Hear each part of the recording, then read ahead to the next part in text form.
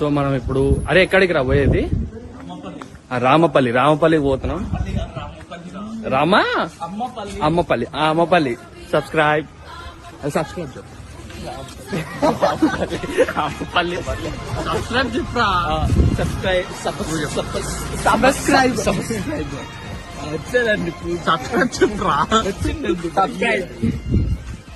So మేము ఇప్పుడు BMW లో వెళ్తున్నాం.